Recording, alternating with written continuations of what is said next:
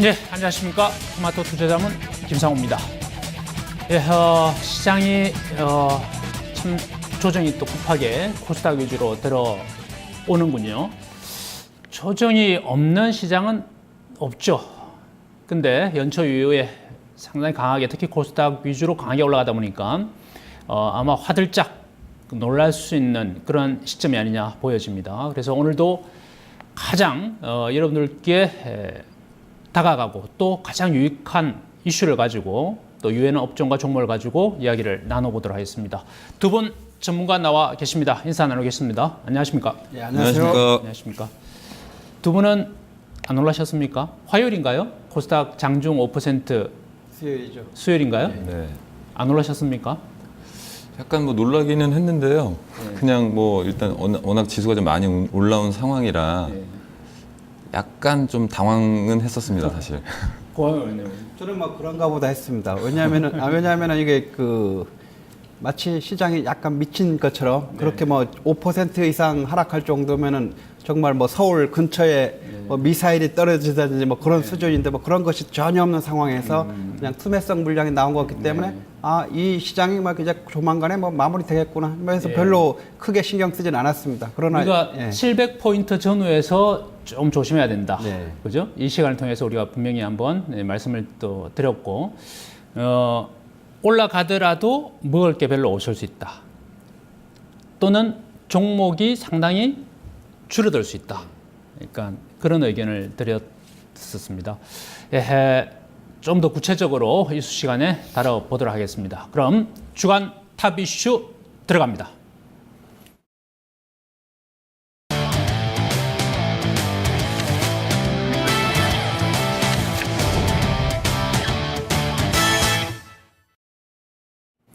예, 먼저 첫 번째 이슈를 공개합니다.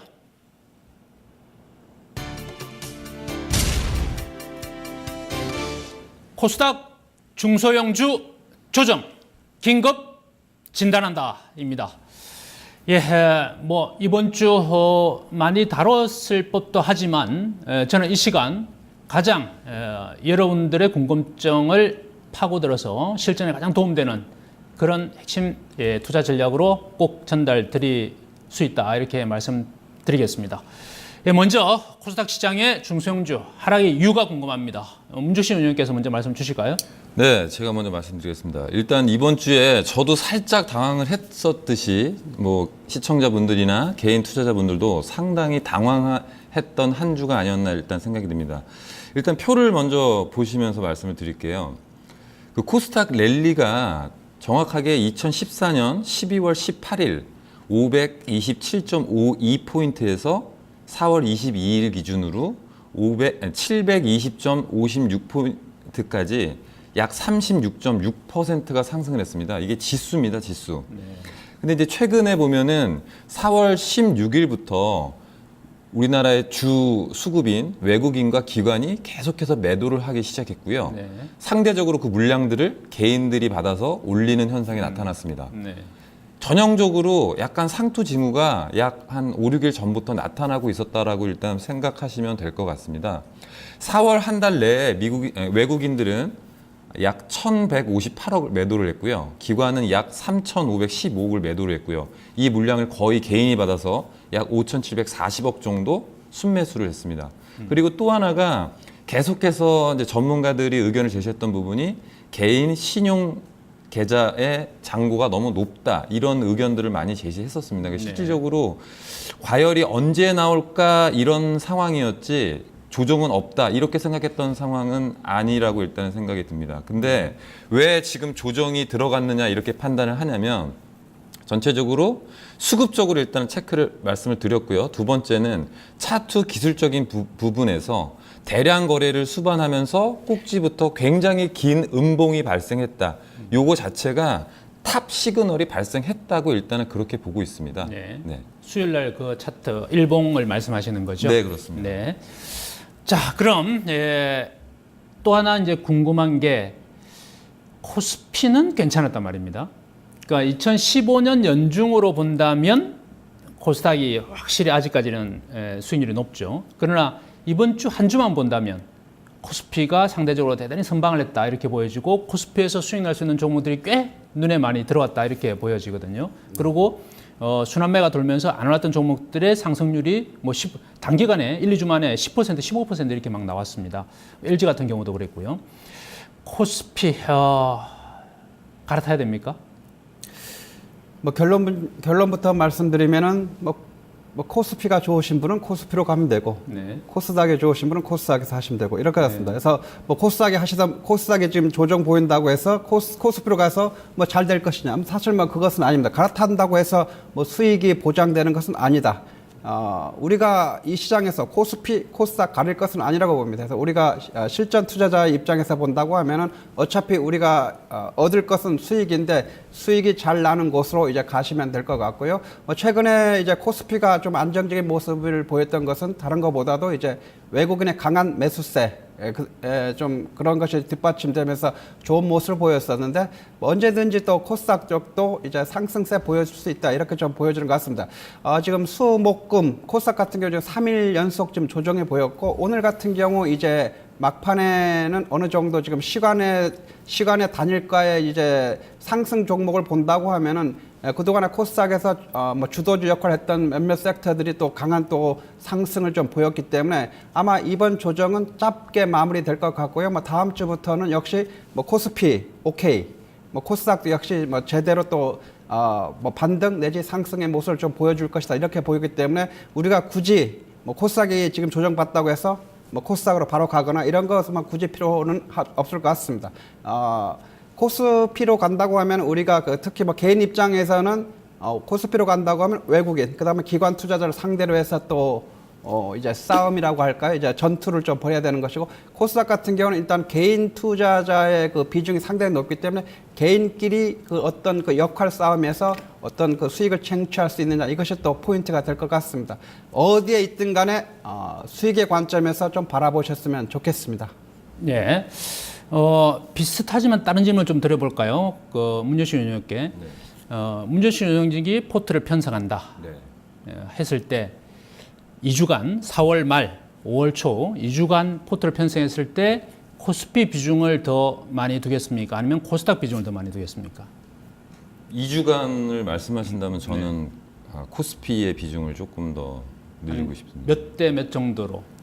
근데 이게 사실은 똑같은 포트폴리오를 가지고 있을 때 만약에 이 내에서 비중을 말씀하신다면 저는 거래소 7대 코스닥 3 정도를 보는데요. 네. 사실은 제가 볼 때는 다음 주에 저는 거래소도 약간 조정을 받을 수 있다. 일단 이렇게 생각하고 있습니다. 왜냐하면 지수의 방향성을 생각할 때는 삼성전자의 비중이 한 약 18%, 20%가 되기 때문에 삼성전자를 볼 수밖에 없거든요. 근데 오늘 삼성전자가 21선을 하회하는 그런 장대 음봉이 발생을 했고요. 또 거래량도 실리면서 이게 좀 빠졌거든요. 사실은 이 모양 자체는 삼성전자도 이미 단기, 중기 조정에 들어갔다. 일단 이렇게 판단이 듭니다. 그래서 지금 코스닥은 5일선, 10일선을 깨트리고 21선 조정을 지금 받고 있는 상황인데요. 거래소는 지금 5일선도 깨지지 않았어요. 근데 제가 판단할 때 삼성전자가 조정이 들어갔다고 판단하기 때문에 그렇다면 거래소도 11선이나 뭐 21선까지 붙이는 조정이 진행이 될 수도 있겠다. 사실은 오늘 장 끝나고 나서 저의 생각은 그렇습니다. 네. 그렇더라도 그럼에도 불구하고 거래소의 종목 찾기가 좀 더 수월할 것이다. 이렇게 해석하면 되겠습니까? 왜냐하면은 이제 그 하락 등락폭이 코스닥이 상대적으로 거래소보다 좀 심하기 때문에 이유는 알겠습니다. 그렇습니다. 조금 더 안정적으로 가져가고 싶다. 좀 덜 깨지고 싶다. 예. 고환 의원께는 2주간입니다. 2주간 4월 말 5월 초 2주간의 현금 비중을 얼마나 하시겠습니까? 저는 뭐 현금 비중 거의 뭐 10% 이하로 그렇게 가져가도록 하겠습니다. 왜냐하면 지금 코스피가 지금 뭐 이번 주 들어서 안정세를 보였습니다만 그동안 코스피를 주도했던 주도 업종 중에 바로 증권주였는데 증권주 지난주부터 이번 주까지 약간 조정 양상을 보였고요. 어느 정도 좀 마무리된 시점이고 코스닥 같은 경우도 그동안 그 주도주 역할을 했던 제약 바이오가 뭐 그 논란을 거치면서 좀 많이 내렸고 그다음 화장품도 조정을 보였습니다. 아마 이번 주까지 아마 그 코스닥 같은 경우도 마무리가 될 것 같고요. 증권주 같은 경우도 이미 좀 마무리됐기 때문에 다음 주 뭐 그다음 주 매매를 한다고 하면은 증권주 그다음에 제약 바이오 중에서 뭐 충분히 조정받은 것, 그다음에 화장품주 이런 섹터 쪽으로 좀 한번 한 80% 이상, 90% 이상의 좀 비중을 좀 가져가야 봐면 뭐 좋을 것 같습니다. 그러니까 조정이 있더라도 조정 시 매수의 관점으로 접근하는 게 훨씬 유리하다. 예, 당연한 말씀. 다음에 수익을 예. 보자 이런 것이네요. 예, 자 그렇다면 향후 대응 전략 또 매수가 유효한 업종 또는 종목 문재인 주님께서 말씀 주시죠. 네, 저는 뭐 다음 주 정도까지도 일단은 계속해서 양 시장 모두 조정을 들어갈 거다라고 일단은 생각을 하고 있는데요. 근데 이게 이번에 상승분의 끝을 말하는 거는 아닙니다. 이유는 코스닥이 먼저 조정을 시작했지만 코스닥 지수의 상승 각도가 굉장히 가파르게 올랐습니다. 근데 기술적으로 21선이 이렇게 가파르게 오르는 상황에서 조정을 받을 때 이게 완전히 급락으로 하는 적은 거의 없습니다. 네. 21선 부근에서 왔다 갔다 할 때 뭐 제 생각은 약간 추정을 하자면 거래소도 만약에 다음 주에 조정을 받게 된다면 코스닥은 21선을 약간 하회했다가 다시 지수가 또 21선 근처에 붙여놓고 이런 시장을 조금 약간 예상을 하는데요. 그러면서 시간을 좀 보내는, 그러니까 우리가 흔히들 말하는 기간 조정 구간에 돌입을 했다. 일단 이렇게 생각을 할 수 있겠고요. 그러면 어떤 전략을 펴야 가격 되냐? 조정보다는 기간 조정 쪽으로 더 무게를 두시는 거네요. 네, 근데 이게 가격 조정이라, 그러니까 기간 조정이라고 하는 게 빠지지 않고 옆으로 그냥 이렇게 가는 흐름이 아니라요. 등락은 굉장히 있을 겁니다. 근데 결국에는 종가 선으로 연결하면 지수는 올랐다가 빠졌다가 올랐다가 하니까 결국에는 플랫하게 가는 형식이 되지 않을까. 박스권. 예, 그렇습니다. 네, 그렇게 예상을 하고 있는데요. 그럼 이제 이 사이에 그럼 어떤 전략을 써야 될까? 과연 이번에 상승분에서 주도주로 말했던 증권주, 제약 바이오, 화장품, 그리고 혹은 게임주 이런 주들을 어떻게 할 것인가 물려 있는데 분명히 말씀드리지만 아직 저는 이 증권, 제약 바이오, 화장품에 대한 랠리가 끝나지 않았다라고 일단 생각이 듭니다. 그 이유는 지금 지수적으로 조정을 받았다 할지라도 증권주라든가 제약 바이오라든가 화장품이라든가 주 추세, 상승 추세를 깨트리는 하락이 나오질 않았어요. 그러니까 주 추세는 놔두고 위에서 이격도를 벌렸다가 좁혔다가 하는 그런 과정 중에 있고요. 뭐 한미약품 같은 이제 제약의 가장 선두 주도주는 아직도 조정을 하지 않고 옆으로 그냥 횡보를 하고 있습니다. 이런 걸 봤을 때는 그러니까 증권주 같은 경우에도 1파가 굉장히 길게 상승을 했었고 지금 쉬는 기간이거든요. 아직 네. 21선을 건들지도 않았어요. 네. 그렇기 때문에 추가적으로 이제 제가 볼 때는 뭐 엘리어트 파동 이런 거를 봤을 때 3파 상승분이 이제 거의 중간 조정에 들어갔고 5파가 남지 않았나 이런 생각이 들고요. 네. 네, 알겠습니다. 조금 기술적으로 좀 첨언을 드리면 제 관점에서 봐서는 두 분 의견과 전체적인 흐름에는 똑같습니다. 전반적으로는 저는 충분히 상승력이 남아있고 아직 유동성 장세 속에 있다 이렇게 봅니다. 근데 기술적으로 좀 봤을 때는 일봉과 주봉은 조정에 어느 정도 들어가 있다. 그런데 월봉이 살아있다. 결국 월봉이 일봉과 주봉을 이기게 되어 있습니다. 그래서 전반적으로 봐서는 다시 재상승의 어떤 패턴으로 갈 것이다 이렇게 보는데요. 그렇게 본다면 다음 주와 그 다음 주 이제 계속 제가 2주를 말씀드리는 게 5월 1일이 휴장입니다. 근로자의 날이라. 그래서 다음 주 이제 못 뵙게 되는데요. 그래서 2주간의 전략을 이제 말씀드리려 합니다. 그래서 이 2주간의 매수의 관점. 또 하나, 나는 현금이 없는데 넌 무슨 이야기하냐 이런 분이 또 계실 텐데요. 그렇다면 포트폴리오 조정의 관점. 두 분께서 하시고 계시지만 여전히 정권주는 살아있다 이렇게 말씀하고 있죠. 그래서 조정받는 구간에 정권주가 없었다면 분명히 정권주 하나 정도는 2주간의 타이밍을 노려서 담는 게 그 다음에 상승을 노릴 수 있는 수익을 다시 맛볼 수 있는 그런 시기 아니겠냐 이렇게 보여집니다. 예, 여기까지 첫 번째 이슈였고요. 두 번째 이슈를 공개합니다.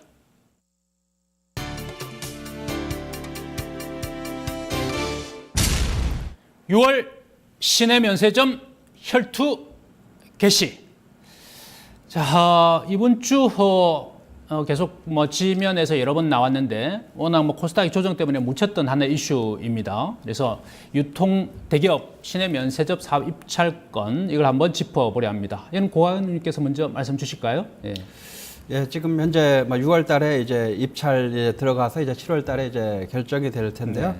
뭐 한마디로 말씀드려서 본다고 하면 이제 뭐 국내 면세점 시장이 뭐 아주 상당히 뭐 급격하게 성장하고 있다. 지금 유통 채널 같은 경우 뭐 백화점이라든지 아울렛 부분이 뭐 경기 침체라든지 뭐 소비 부진 영향으로 뭐 상당히 좀 안 좋은 상황입니다만은 면세점만큼 아주 그거와는 뭐 무관하게 아주 막 급성장하고 있는 그런 상황인데요.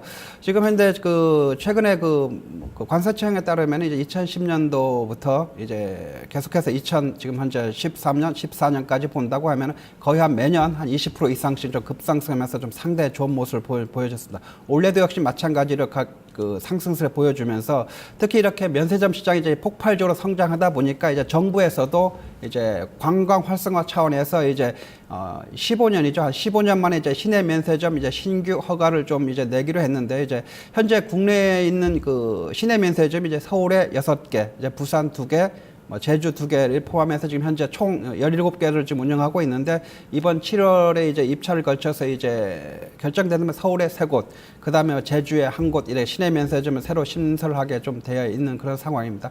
이것이 뭐 다른 것보다도 이제 가장 큰 것이 이제 공항 면세점 같은 경우에 비해서 이쪽이 지금 현재 높은 수익성, 왜냐하면 공항 면세점 같은 경우에는 뭐 임대료든지 뭐 비용 부담되는 것이 상당히 높지만은 이쪽 뭐 시내 면세점 같은 는 그에 비해서 상당히 좀 그 수익성도 좋고 그다음에 지속적인 성장 가능성이 지금 상당히 좀 높기 때문에 이쪽에서 지금 현재 각 유통 대기업들이 지금 거의 뭐 단독으로 아니면 컨소시엄 형태로 지금 하면서 지금 입찰 준비를 좀 하고 있는데요. 이것이 어떻게 될지는 조금 일단 지켜보면 좋을 것 같습니다. 네. 자, 과연 이제 어디가 될까? 이게 이제 궁금하죠. 조금 주가는 움직일 가능성이 있으니까요. 특히만 단기적인 관점에서 보시는 분들, 중장기적 관점에서 괜찮을 텐데, 단기적인 관점에서 한번 보실 만할 것 같은데요. 이야기가 나오는 종목들이 있나요? 네, 그래서 뭐 저도 이걸 이제 보다가 표를 하나 준비를 했습니다. 이제 좀 보기 쉽게요. 네. 표를 좀 보시면요. 일단은 시내 면세점 사업권은 일단은 정부에서 말하는 게 대기업 2개, 그리고 중견이나 중소기업 중에 하나, 이렇게 총 3개를 네. 할 것이다 해가지고 지금 컨소시엄을 구성해가지고 신청하는 업체들이 좀 계속 나오고 있습니다. 보시면은 뭐 이런 뭐 호텔 신라라든가 신세계 그룹이라든가 아니면 뭐 기타 중소 업체에서는 하나투어라든가 아니면 지금 혹은 뭐 신규로 하는 유진기업 같은 경우가 이제 이런 입찰을 좀 준비하고 있고요. 뭐 하나그룹 대기업들은 거의 다 하고 있는 거라고 보시면 될 것 같고요. 이 면세점 입찰의 평가 총점이 1000점이랍니다. 1000점. 네. 이제 300점이 경영 능력, 그리고 250점이 관리 역량. 그렇게 550점 배점이 들어가고요. 그다음에 이제 뭐 관광 인프라 주변 환경 요소가 150점, 경제 사회 발전 공헌도가 뭐 150점, 뭐 요런 뭐 기타 요런 것들이 한 150점 이렇게 되기 때문에 근데 실질적으로 여기서 누가 될 거라는데 제가 볼 때는 뭐 얘도 돼도 괜찮을 것 같고 얘도 돼도 괜찮을 것 같고 다 이런 업체들이더라고요. 네. 그런데 일단은 뭐 일각에서는 대기업 2곳이면 일단 강남에 한 군데, 강북에 한 군데 하지 않겠느냐. 그러면은 제가 볼 때는 이제 뭐 무역센터 쪽에 신청을 한 뭐 현대백화점이라든가 이런 쪽이 조금 이렇게 보이고 강북은 이번에 얼마 전에 발표한 그 호텔신라하고 현대산업개발이 같이 이제 컨소시엄을 구성해가지고 HDC 뭐 신라 면세점으로 일단 허가 신청을 했는데요. 네. 그 용산 아이맥스몰에다가 뭐 그렇게 신청을 했다고 합니다. 그래서 대기업은 요 2개 정도가 조금 더 유력을 해 보이고요. 그리고 뭐 중소기업 같은 경우에는 유진기업이 신청했다고 하는데 위치는 상당히 좋거든요. 네. 여의도 지역에다가 면세점을 하겠다 이러는데 일단 얼마 전에 인천공항 면세점 그 낙찰 중소기업 쪽에서 이제 하나투어가 받았거든요. 네, 그래서 이제 하나투어도 좀 유력하지 않을까 개인적으로는 이렇게 한 3군데 업체를 한번 선정을 해봤습니다. 네, 좋습니다. 고관우께서는 관련 업종이나 종목 관련해서 어떤 쪽으로 방금 그 종목들 외에 보이시는 게 있으신가요? 일단은 뭐 면세점에서 뭐 주로 취급하는 게 결국은 화장품이죠. 다른 거 뭐 네. 패션 상품도 있고 그렇습니다만 네. 일단 주력이 화장품 쪽이기 때문에 일단 뭐 화장품 쪽에 일단은 관심 특히 좀 보셔야 될 거고 네. 지금 뭐 이번 주 들어서 화장품 업종에 또 조정을 좀 양상을 보였고 아까 시간의 단일가를 이렇게 확인해 보다 보니까 또 화장품 업종이 또 시간의 단일가에서 한 2% 내지 3% 정도 또 조정을 맞추면서 또 상승하는 모습을 좀 보여줬기 때문에 뭐 바로 또 다음 주부터 좀 관심 있게 좀 보시면 될 것 같습니다. 일단 뭐 화장품 쪽에서는 뭐 여러 가지가 있습니다만 지금 현재 뭐 거의 뭐 대장주라고 일컫는 지금 아모레 퍼시픽 이쪽은 지금 현재 액면 분할 상태로 이제 거래가 정지된 상황이고 뭐 그다음 차기 뭐 대장주라고 보면 수 있는 뭐 LG 생활건강 이쪽에 뭐 지금 현재 뭐 괜찮은 모습을 보이고 있고요. 저는 뭐 개인적으로 뭐 화장품 업종이라고 하면 뭐 코스맥스 쪽 이쪽이 뭐 특히 좀 관심 왜냐하면은 그쪽은 이제 앞으로 그 성장성에 비해서 지금 현재 주가 상승은 뭐 그렇게 지금 나타난 상황이 아니기 때문에 뭐 관심 있게 좀 보시면은 뭐 수익 측면에서 뭐 좋은 성과가 있을 것 같습니다. 네. 자, 신의 면세점 중기적으로 봐도 괜찮을까요? 어떻습니까? 일단 뭐 시내 면세점 그 유통 대기업 그 자체보다 물론 그 자체도 있습니다만 그 내용물 결국은 화장품 같은 경우는 사실 콘텐츠라고 할 수 있죠. 그 내용물을 결국은 그 면세점에 파는 것은 그 내용물이 이제 화장품이라고 쓰는데 화장품 같은 경우는 뭐 국내도 국내지만은 또 이제 중국 시장 그다음에 이제 뭐 4월 말 5월 초에 또 중국도 뭐 그 연휴 기간이라고 해서 또 한 15만, 16만 정도 또 방한한다고 하는 그런 소식이기 때문에 화장품 업종은 뭐 작년만 하더라도 어느 정도 뭐 약간 뭐 일시적인 테마성 이런 식으로 좀 취급받기도 했습니다. 이제는 뭐 그냥 테마성이 아니라 지금 실적이 지금 뒷받침되고 있는 그런 상황이고 뭐 현재 뭐 고속 성장하는 그런 섹터이기 때문에 앞으로도 조금 더 관심을 가지면 좋겠습니다. 네. 문현식 의원께는 조금 다른 질문을 하나 드려보죠. 네. 이것도 결국 이제 화장품주랑 관련이 있기 때문에 말씀드리는 건데요. 백수호 수요일 날 조정이 빌미가 됐던 내추럴 엔더텍이죠. 오늘까지 3연속 한가가 들어갔습니다. 그 관련 결국 이제 화장품과 연관이 있단 말이죠. 대체적으로 어떻습니까? 이게 좀 더 길어진다고 해야 됩니까? 아니면은 이제는 종목별 차별화 쪽으로 접근해서 화장품 전체적으로는 별 문제가 없을 것이다 이렇게 보시나요? 제가 볼 때는 지금 조정 구간에 들어갔을 때 일단은 또 공교롭게도 지금 기간이 1분기 실적 발표하는 기간입니다. 네. 그래서 상당 부분 이제 어느 정도 이렇게 1분기 실적 발표를 하게 되면 그간에 주도주로 그냥 같이 갔던 섹터들이 약간의 이제 선별 작업이 이루어지지 않겠느냐 저는 개인적으로 그렇게 생각하고 있고요. 테마가 아직까지는 왜 이 테마가 시작됐냐면 생각보다 돈을 더 많이 벌기 때문에 뭐 한미약품이라든가 아모레 퍼시픽이라든가 이런 대장주들이 몇 조 하는 회사들이 주가가 굉장히 상승률이 높으면서 밑에 이제 뭐 조그만 종목들까지 같이 끌어올리는 결과거든요. 근데 이렇게 이제 실적 발표가 나오면 분명히 옥석 가리기는 이번 기회에 형성이 될 거다 이렇게 생각하고 있습니다. 그러면은 종목 차별화 쪽으로 이제 실적적으로 접근을 하자 이러거네요. 네, 그렇습니다. 화장품, 제약, 바이오까지 네, 다 그렇습니다. 합쳐서 알겠습니다. 여기까지 두 번째 이슈였고요. 세 번째 이슈를 공개합니다. 디폴트 우려대 유로존 실적 개선 기대. 자, 이게 뭐 이번 주 또 결정이 날 것 같고 여러 가지 시나리오가 나오고 시장의 조정이 이어진다면 조정의 빌미가 될 수 있는 가장 강력한 단기적인 요인이 될 수 있는 것 바로 그렉시트 우려이죠. 그리고 그 다음 주 예정되어 있는 게 FOMC 회의입니다. 화요일, 수요일.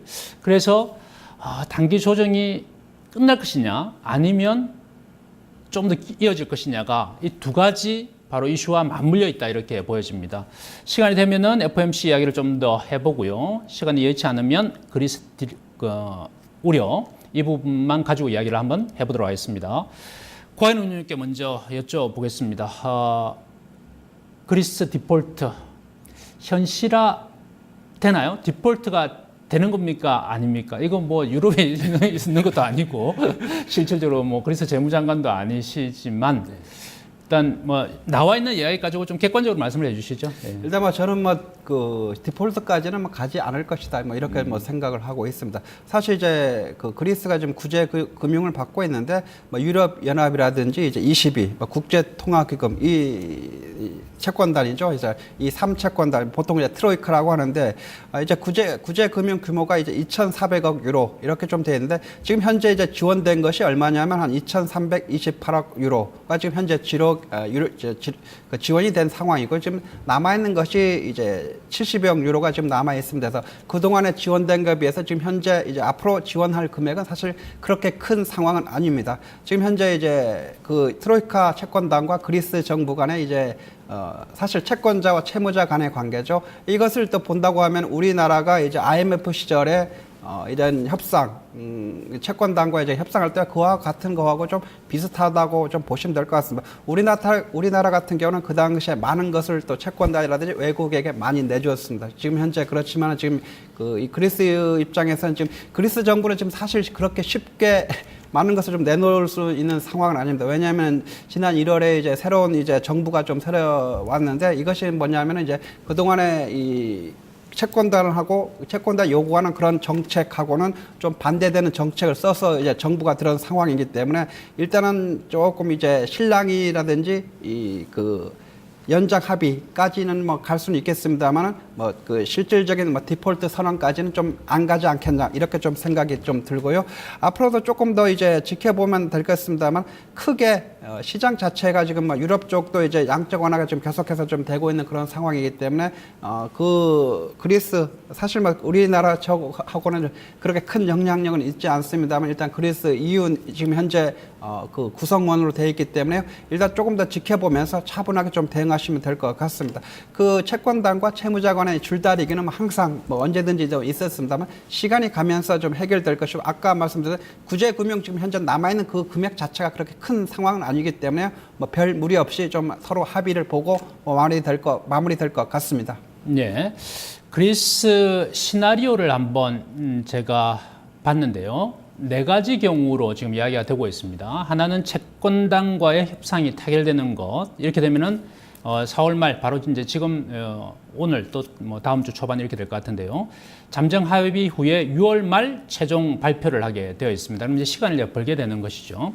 그다음 채권단과 협상이 장기화되는 시나리오가 있습니다. 이 경우에는 4월 말 잠정 합의에 실패를 하고 재협상을 이제 시도하는 것이죠. 다음 디폴트 되고 유로존에 잔류하는 시나리오가 있습니다. 이랬을 때는 디폴트 후 채권단에 또 추가 지원이 될 가능성이 크죠. 잔류가 되었으니까. 최악의 경우인데요. 디폴트도 되고 유로존을 탈퇴하는 겁니다. 그랬을 때는 디폴트 후 바로 그렉시트가 현실화되는 거죠.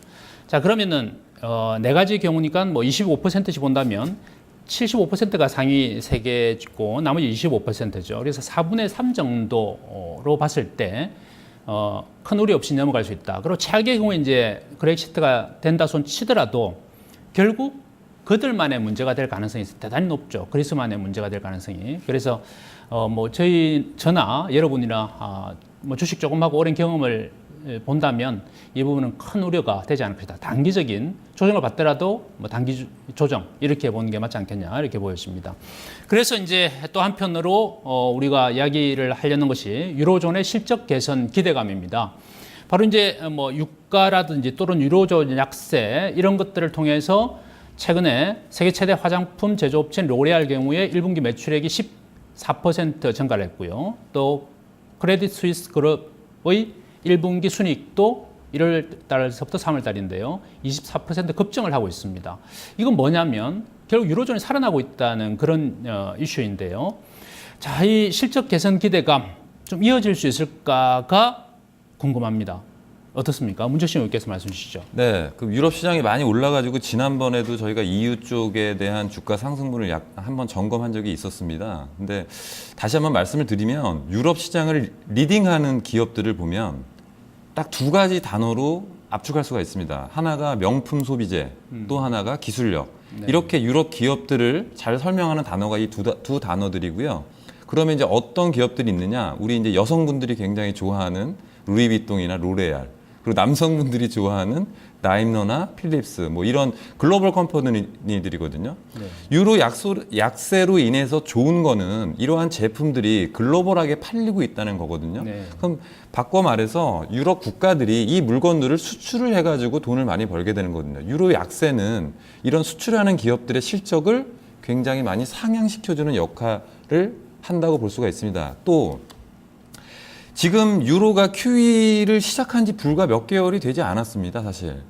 그래서 이제 본격적으로 미국 시장은 횡보를 하고 유럽 시장이 치고 올라가는 네. 리딩을 하는 그런 시장이 연출되고 있는데, 자, 그럼 이전에 먼저 양적 완화 정책을 폈던 국가들, 미국과 일본이 있습니다, 대표적으로. 그래서 미국과 일본의 양적 완화 사례에서도 보면 미국발 금융위기 이후에 양적 완화를 마친 미국 증시가 같은 기간 동안에 153%가 상승을 했고요.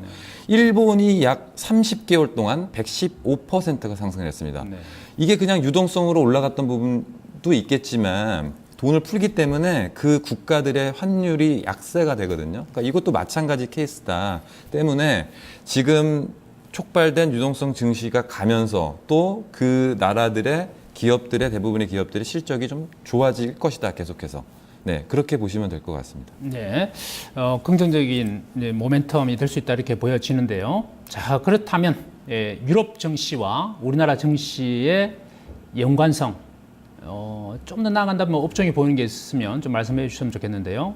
우선 먼저 예. 말씀해 일단 뭐 주시죠. 사실 그 그리스와 결부시켜서 말한다면 우리 뭐 기업이라든지 이쪽에 그리스를 뭐- 제외하고 그리스, 유럽의 유럽 전체에서요. 유럽과 우리 시장. 일단 뭐 괜찮게 좀 생각합니다. 왜냐면 유럽 자체가 지금 현재 뭐 3월부터 이제 양적 완화가 하면서 이제 사실 금리 자체가 지금 거의 지금 마이너스로 하면서 이제 그런 그 금액이라든지 이런 이쪽이 그 실질적으로 민간 자본 쪽으로 이제 흘러들어가면서 기업 실적이 좀 좋아지고 있는 그런 상황인데 유럽 자체의 그 경기가 좀 회복되는 그런 국면이기 때문에 우리 시장에서 이제 수출 기업이라든지 이쪽에 뭐 상당히 좀 좋은 성과가 좀 나올 수 있을 것 같고 그렇지만 이제 그쪽에 이제 환율과 이제 격차로 인해서 약간 좀 그런 측면은 좀 우려 측면은 좀 있을 것 같습니다. 지금 이제 뭐 삼성이라든지 뭐 LG 전자 쪽 또 SK 쪽 이제 국내 전자라든지 이제 IT 업계 쪽에서 이제 유럽 시장에 쪽에서 이제 좀 어느 정도 좀 선전하는 그런 모습을 보였고요. 어젠가요? 이제 그 SK 하이닉스 뭐 실적조도 나왔습니다만 상당히 좀 대폭적인 뭐 상승세를 보이기도 했는데 뭐 큰 문제는 없을 것 같다 해서 유럽 경기가 오히려 더 개선이 되고 좀 좋아진다고 하면은 오히려 그 유럽 시장의 그 파이가 자체가 커지기 때문에 우리 수출 기업에서도 역시 뭐 비중도 좀 증가하고 이렇다고 하면은 우리 수출 기업에도 긍정적인 영향을 미칠 것이다 이렇게 보여집니다. 네. 자, 유럽 자금이 한국 증시로 좀 들어올 개연성은 없나요? 지금 뭐 4월 13일자에 금감원 자료가 좀 나와 있는 게 있더라고요. 네네. 그래서 보니까 3월달 한 달 동안 미국계 자금으로 들어왔던 게 약 1.2조 원이고요. 네. 또 스위스계라고 하는데 0.49조 원, 또 영국계가 0.41조 원 이런 식으로 들어왔습니다만 네. 바꿔 말해서 그냥 스위스하고 영국계가 약 0.9조. 그러니까 약 9천억 정도 들어왔다 네. 이렇게 보시면 될 거고 이게 3월 집계니까 아마도 4월 집계가 또 나오게 되면 지금 총 2달 동안 한 6조 정도 외국인들 매수가 있었던 것 같은데요. 뭐 상당 부분 좀 계속해서 유입이 되고 있다 이렇게 해석하셔도 될 것 같습니다. 네, 네. 규모가 한 달간 9천억이면 결국 작은 게 아니네요. 네. 그래서 쭉 들어오고 있는 부분입니다. 예, 알겠습니다. 여기까지 주간 탑 이슈였습니다.